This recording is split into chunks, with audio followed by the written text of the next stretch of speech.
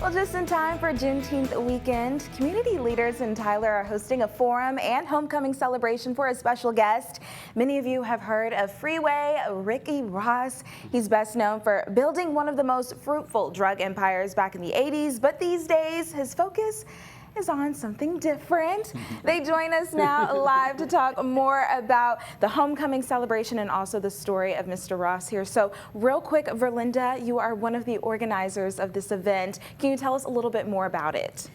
Well, we're going to have an amazing time. We're going to be honoring Mr. Ricky Ross. For those of you who do not know, he is from the East Texas area. He's from Tyler, born here, and he is back home to celebrate and to share his life journey, how God has really just inspired him to do great things with his life. But tonight we're going to be honoring him. We're going to have a Q&A. It starts from 6 p.m. to 8 p.m. at the Houston Center at 1313 Palace Avenue, and we want you to come out and enjoy.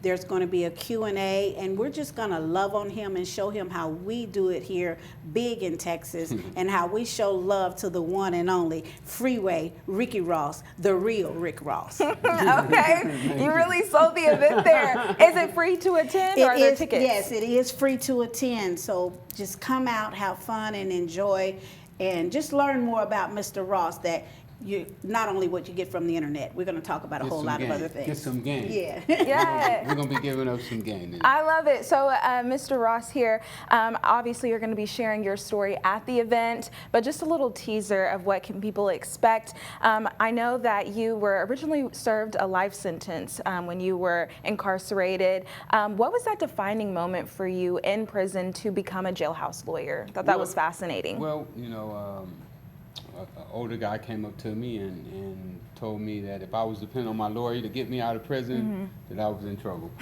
And I needed to do it myself. So I took that on myself to teach myself how to read, because first I couldn't read or write, and just got into the law books. And I jumped and put the same passion that I had in the drug business, I put it in the law, and I put it in everything I do now. You know, that's why I have my new book. Yeah. I bought you one. Oh, thank you. Tell us what the book is about, because you have several. Yes, I do. I have several books out. This one here is my first book. This is about my journey from Texas, how we moved from Texas when I was around 3 or 4 years old, and moved to California, and how I just fell into the lifestyle of California. Wow. So something that was really interesting is that you now specifically like to talk to youth.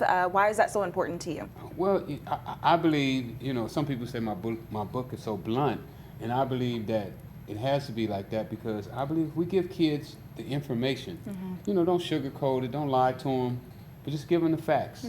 Then they'll be able to take those facts and make logical decisions. And I think that's one of the things that we've done as a society, is that we've sugarcoated things and made some things seem okay and others not okay. And I don't think that that's what we need to be doing. I think we need to be straight blunt, because one day I was a tennis player, wanted to be a great tennis player, and next thing you know, I'm selling drugs, and it didn't get introduced to me the way that I thought it would come. You know, so I want to just explain to the kids. I spoke here too when I first got out of prison to one of the juvenile detention centers here. So I love going out sharing my story with young people, and they respond to it. I like that. So what is your biggest key takeaway that you hope the audience receives later on tonight at the event?